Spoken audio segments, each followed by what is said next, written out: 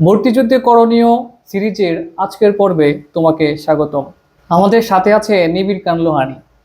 আমরা তার কাছ থেকে জানবো সিলেবাস তো অনেক বড়, তো সিলেবাসের সব বিষয়ে কি পড়তে হবে। আচ্ছা, এইখানে একটা গুরুত্বপূর্ণ কথা বলতেই হয় যে আমি যখনই এই গাইডলাইন বিষয়ে কোনো কথা বলি তখন সবার আগে যে বিষয়টা আমি মেনশন করি সেটা হচ্ছে প্রশ্ন ব্যাংক পড়া।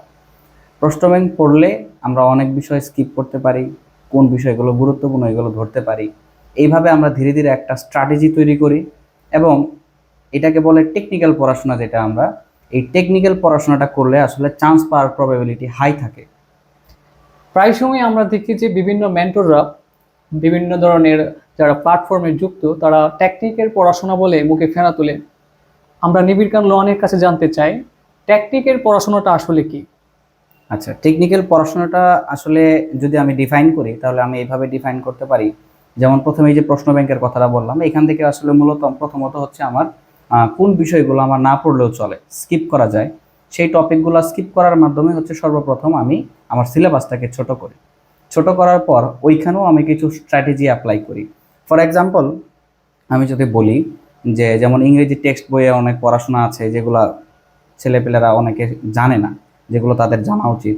এরপর হচ্ছে আবার যদি আমি বলি জিকের ক্ষেত্রে, সেই ক্ষেত্রে আমরা দেখা যায় যে অনেকগুলো টপিক থেকে খুবই কালে ভদ্রে একবার প্রশ্ন আসে, সেই টপিকগুলো আমরা স্কিপ করে দিলাম এবং যে দেখলাম যে বিগত 5 থেকে 10 বছরে যে প্রশ্নগুলো বারবার আসছে সেই প্রশ্নগুলো একটু সেই টপিকগুলো আমরা একটু বেশি গুরুত্ব দিলাম। বাংলার ক্ষেত্রে দেখা যাচ্ছে যে বিভিন্ন টপিক থেকে প্রশ্ন আসছে বারবার।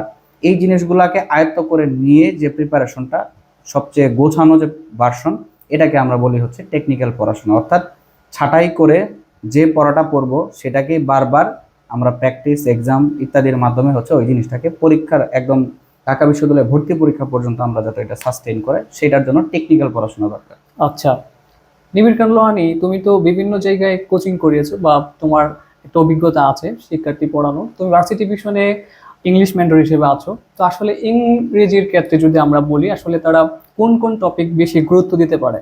আচ্ছা, এই ক্ষেত্রে সর্বপ্রথম, স্পেশালি যেহেতু আমি মানবিকের দিকে একটু বেশি গুরুত্ব দিয়ে থাকি, মানবিকের স্টুডেন্ট আমার বেশি, তো যার কারণে হচ্ছে আমি মানবিকেরটা একটু উদাহরণ দিয়ে যদি বলি তাহলে সর্বপ্রথম তাদের জন্য একদম জাদুকরী একটা মন্ত্র হচ্ছে আমাদের ইংলিশ ফর টুডে টেক্সট বই। যেটা এই টেক্সট বই এমন একটা বই যেটা থেকে বিশ্ববিদ্যালয়ে ভর্তি পরীক্ষায় প্রায় সময়ে আমরা দেখি প্যারাগ্রাফ চলে আসে, মেক সেন্টেন্স চলে আসে, সিনোনিম অ্যান্টোনিম আসে, তারপর হচ্ছে বিভিন্ন এমসিকিউ আসে, গ্যাপ ফিলিং।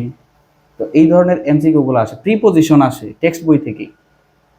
এখন টেকনিক্যাল পড়াশোনাটা এই জায়গায় কি, এখন খুঁজে বের করতে হবে যে আসলে কোন জিনিসগুলো বেশি বেশি আসে। যেমন আমরা যদি প্রিভিয়াস ইয়ারের কোশ্চেনগুলো দেখি, অ্যানালাইসিস করি, তাহলে দেখা যাবে যে প্রত্যেকটা লেসনের শেষেই দেখা যায় যে একটা অংশ থাকে যেখানে বেশ কয়েকটা ওয়ার্ড দেওয়া থাকে। তারা হচ্ছে সেই ওয়ার্ডগুলোকে নিয়ে অ্যানালাইসিস করতে বলে বা কোনো একটা অ্যাক্টিভিটি তারা দিয়ে থাকে। এই অনুশীলনীর শেষে যে ওয়ার্ডগুলো থাকে দেখা যায় এই ওয়ার্ডগুলো থেকেই আইদার সিনোনিম আসে, কারেক্ট স্পেলিং আসে, অথবা অ্যান্টোনিম আসে, অথবা রিটেনের মধ্যে এমসিকিউ মেক সেন্টেন্স হিসেবে আসে, অথবা দেখা যায় যে ওই বিভিন্ন প্যাসেজ থাকে, গুরুত্বপূর্ণ প্যাসেজ এডুকেশন রিলেটেড। যেমন রিসেন্টলি লাস্ট 2 বছর আগে একবার প্যারাগ্রাফ আসছে যে হায়ার এডুকেশন নিয়ে, যেটা ওইটার প্রথম লাইনেই উল্লেখ ছিল টারশিয়ারি এডুকেশন। তো তার মানে দেখা যাচ্ছে যে আমার টেক্সট বইয়ের গুরুত্ব অপরিসীম। আবার দেখা যাচ্ছে যে এরপরে আসছে ম্যানার, এর আগে আসছে ক্লাইমেট চেঞ্জ। তো দেখা যায় সবগুলো প্যারাগ্রাফই দেখা যাবে যে আমাদের টেক্সট বইয়ের প্যাসেজ থেকে মূলত উঠিয়ে দেওয়া। তো সেই জন্য হচ্ছে আমি মনে করি টেক্সট বইটাকে অ্যানালাইসিস করে টেক্সট বইটাকে এইভাবে যদি কেউ টেকনিক্যালি পড়াশোনা করে, যে শেষের ওয়ার্ডগুলো গুরুত্ব দিলাম, তারপর প্রথম প্যারা শেষের প্যারা এগুলা থেকে প্রশ্ন গ্যাপ ফিলিং আসে, এই জিনিসগুলো একটু গুরুত্ব দিলাম, এগুলো হচ্ছে অ্যানালাইসিসের বিষয়। এইগুলোর মাধ্যমেই আমরা বলি টেকনিক্যাল পড়াশোনা। আবার গ্রামারের ক্ষেত্রে যদি যাই, গ্রামারে দেখা যায় যে বেশিরভাগ ক্ষেত্রেই ধরাবাঁধা কয়েকটা টপিক থেকে প্রশ্ন আসেই। ফর এক্সাম্পল ভয়েস, ভয়েস থেকে আমার প্রশ্ন আসি, ন্যারেশন থেকে প্রশ্ন আসি। এরপর হচ্ছে ইংরেজির আর একটা গুরুত্বপূর্ণ অংশ আছে লিটারেচার অংশ, ফিগার অফ স্পিচ। দেখা যায় যে প্রায় প্রতি 2 বছরে একবার করে একটা প্রশ্ন আসেই, রিসেন্টলি টানা 2বার চলে আসছে। তো সেই কারণে হচ্ছে ওই জায়গাগুলো হচ্ছে একটু ইউনিক করে নিজের প্রস্তুতিটাকে একটা আলাদা রূপ দেওয়া, এটাকে বলি হচ্ছে আমরা টেকনিক্যাল পড়াশোনা। মানে গতানুগতিক যে প্রিপারেশন সবাই নিয়ে থাকে সেটা থেকে একটু নিজেকে আলাদাভাবে রিপ্রেজেন্ট করা বা নিজের সিলেবাসটাকে আলাদাভাবে তৈরি করাই হচ্ছে মূলত টেকনিক্যাল পড়াশোনা। আচ্ছা, দেখা যাচ্ছে যে কলেজে ভর্তি হওয়ার পর থেকে অনেকে বিশ্ববিদ্যালয়ে প্রস্তুতি নেওয়া শুরু করে, স্বপ্ন অনেক বড়। তো এই ক্ষেত্রে যারা এইচএসসি 26-এর শিক্ষার্থী আছে এবং এইচএসসি 27-এর শিক্ষার্থী আছে, আসলে তাদের মধ্যে পড়াশোনার ধরনটা কেমন হতে পারে? এইচএসসি 26-এর শিক্ষার্থীরা যেভাবে পড়বে, 27-এর শিক্ষার্থীরাও কি সেমভাবেই পড়াশোনা শুরু করবে? আচ্ছা, 27-এর যারা আছে তারা তো মূলত এই মুহূর্তে তাহলে হচ্ছে তারা সেকেন্ড ইয়ারে আছে। সেকেন্ড ইয়ারে আছে তার মানে হচ্ছে তাদের প্রথম এবং গুরুত্বপূর্ণ সবথেকে যেটা প্রায়োরিটি দেওয়ার সময় সেটা হচ্ছে তাদের একাডেমিক পড়াশোনা। এর পাশাপাশি তারা চাইলে বিভিন্ন হায়ার গ্রামার যে টপিকগুলো আছে, যেমন অ্যাডভান্স, যেগুলোকে বলি আমরা অ্যাডভান্স গ্রামার, এই জিনিসগুলো তারা চাইলে শেষ করে রাখতে পারে। যেহেতু তারা হচ্ছে, আমরা জানি যে জিকের ক্ষেত্রে আমরা দেখি পৌরনীতি, অর্থনীতি, এই বিষয়গুলো থেকে অনেক প্রশ্ন আসে, আইসিটি। তো ওই জায়গাগুলো যাতে হচ্ছে ঘাটতি না থাকে, ওই জায়গাটাতে হচ্ছে যদি ল্যাকিংস না থাকে, তাহলে দেখা যাবে যে জিকেতে এমনিতেও তারা এগিয়ে থাকছে, এই দিক থেকে তারা এগিয়ে থাকতে পারে।